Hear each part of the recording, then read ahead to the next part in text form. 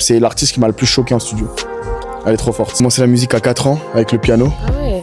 Ouais, et après j'ai commencé à chanter plus tard. Au début, je savais pas trop chanter. Là, par exemple, je fais un feat avec Bilouki. Du coup, forcément, on a deux univers qui sont différents. Et le son Love avec Nana Fofi, franchement, ça s'est fait vraiment au hasard.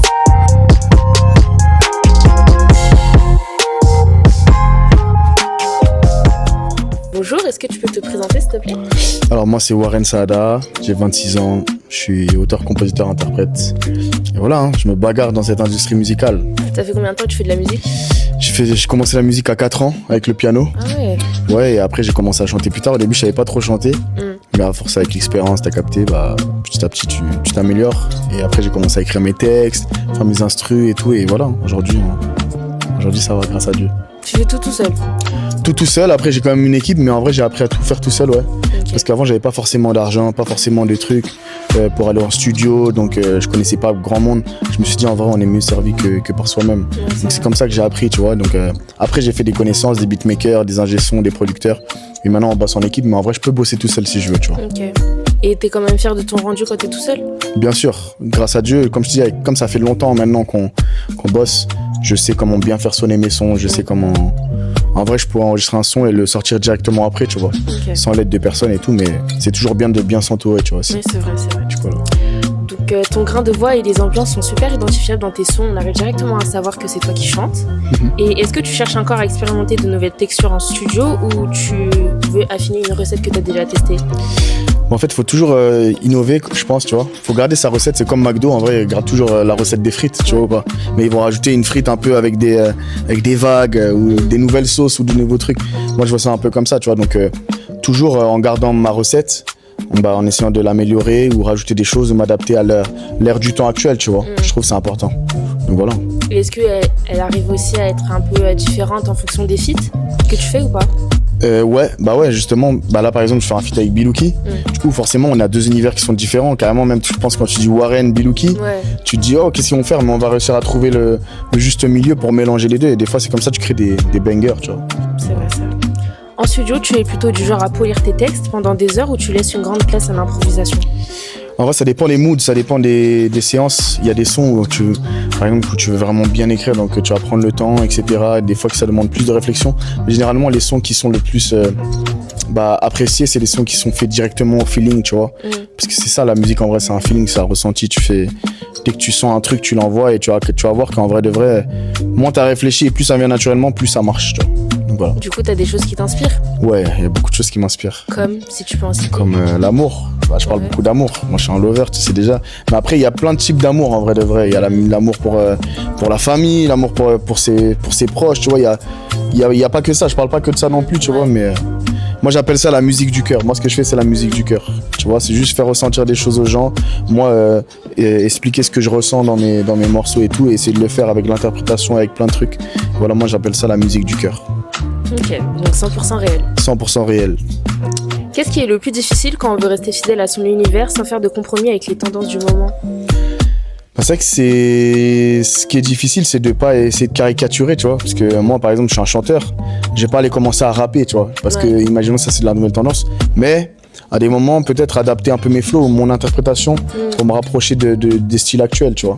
Il faut trouver le juste milieu. Parce qu'à la fois, tu peux être caricaturé, on va dire, ça se voit, Warren, il a voulu faire comme la tendance actuelle. Mais pour éviter ça, du coup, il faut... En vrai, le laboratoire, en vrai, c'est le studio, tu vois. Tu testes. Des fois, je vais tester des trucs de fou, tu vois, mais il n'y a personne qui va entendre. Et avant de sortir le son, je vais réfléchir, je vais faire écouter à mes équipes et tout. Et après, c'est comme ça que je vois, tu vois. Donc, je teste toujours des choses. Faut pas avoir peur de tester, mais tranquille quand tu sors les choses. Réfléchis bien avant de sortir les sons, tu vois. Ouais. Voilà. Ça veut dire que dans certains sons, tu as déjà essayé de tester un nouveau flow? Ouais, il y a des sons où, tu vois, je fais des bacs, on dirait, tu sais, des bacs où j'ai pu m'inspirer de Franglish, par exemple. Oui. Grosse dédicace à mon gars Franglish pour mon son qui s'appelle Shake. Oui. J'ai recroisé mon ex, tu vois. Oui. Là, je fais des bacs un peu dans le style de glitch et ça rapporte un truc, tu vois, ça apporte une ambiance. Je l'ai fait un peu plus chanter que lui, tu vois, par exemple, donc j'essaie de mettre mon ADN dans ça, tu vois. Mais ouais, moi j'ai pas peur de me dire je m'inspire des autres artistes. Tous les artistes s'inspirent de quelqu'un, juste il y en a ils assument pas, tu vois. Mais moi j'assume, je m'inspire de Franglish, je m'inspire de Taïk, je m'inspire de Dadju, je m'inspire même de Bilouki. Ce soir aujourd'hui je m'ai inspiré de Bilouki, il y a aucun problème avec ça, tu vois. Ouais, c'est vrai. Tu rajoutes ta petite touche perso un peu, même sur ton compte TikTok quand il y a les bacs des filles derrière. Ouais, exactement. Donc ça c'est cool. T'as capté. Et si tu devais donner un seul conseil à un artiste qui aimerait commencer à faire des sons, ça serait quoi? Ça serait d'avoir beaucoup de patience. C'est vrai que ça peut aller très vite, mais il vaut mieux que ça prenne son temps et construire des fondations. En vrai, il faut qu'il voit sa musique comme un magasin. Moi, c'est ce qu'on parle souvent avec mes producteurs. Il y a le magasin Warren Saada, hors moi, ma personne, parce que j'ai gardé mon vrai nom et mon vrai prénom. Mais le magasin Warren Saada, où dans ce magasin, il y a la vitrine, et dans la vitrine, je mets tel et tel son, et je cherche à trouver ma clientèle. Donc au début, il y a 2-3 clients qui passent, donc j'essaie d'avoir une belle devanture, donc avoir sur mes réseaux sociaux, la devanture, c'est un peu mes réseaux sociaux, tu vois, mes vidéos et tout. Les gens, ils voient les vidéos, ça a l'air sympa, je rentre dedans. Au final, après, quand ils sont dedans, il faut arriver à les fidéliser, à qu'ils reviennent, etc. Donc il faut être proche de son public. Et en fait, petit à petit, le bouche à oreille, et même faire des collabs avec d'autres artistes, comme par exemple Adidas qui font avec Supreme ou ce genre de choses, pour attirer d'autres personnes. Moi, je fais des featuring, je fais un featuring avec Dadju, avec Taïko, avec Si, pour attirer de nouvelles personnes. Et constamment essayer de se renouveler tout en gardant son ADN, tu vois. Okay. Donc, je pense qu'il faut vraiment voir sa musique comme un magasin. Si tu veux bien la vendre, si ton objectif c'est de réussir, tu vois, je pense ça.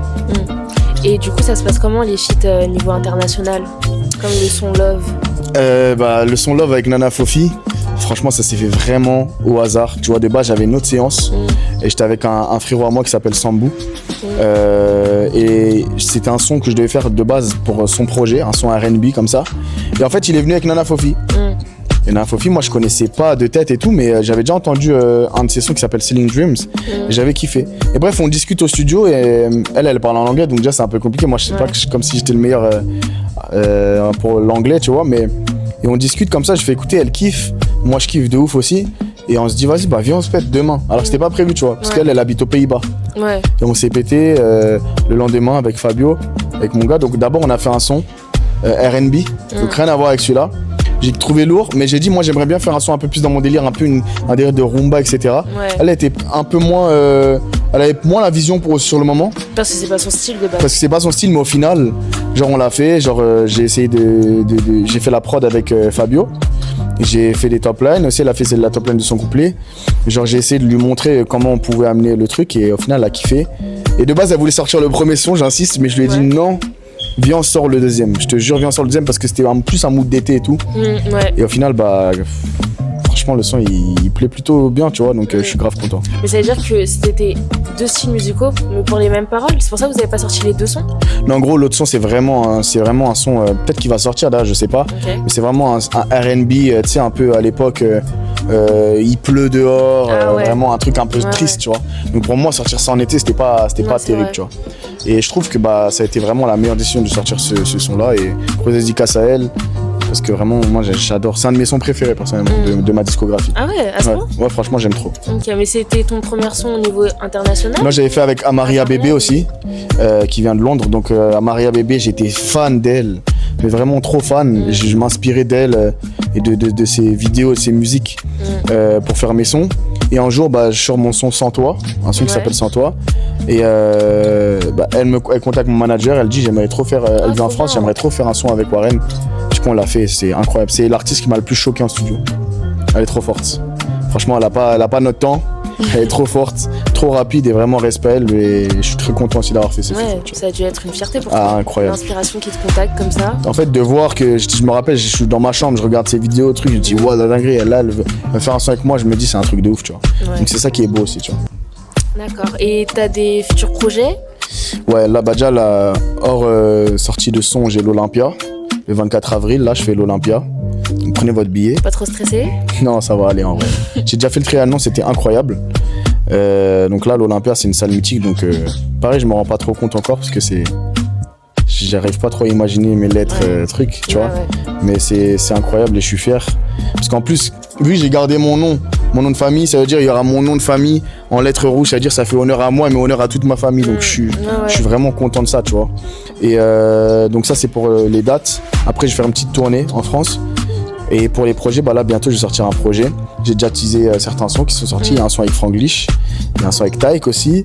Et il y a des très très bons singles. Et tu connais, on est constamment en train de bosser. Peut-être on va rajouter des sons, peut-être on va en enlever, je sais pas, tu vois. En tout cas, ça arrive très bientôt. Ok, d'accord. Écoute, merci. Et merci à toi. Merci beaucoup. Je te souhaite une bonne soirée. Une bonne soirée à toi et plein de bonnes choses. Merci. Merci.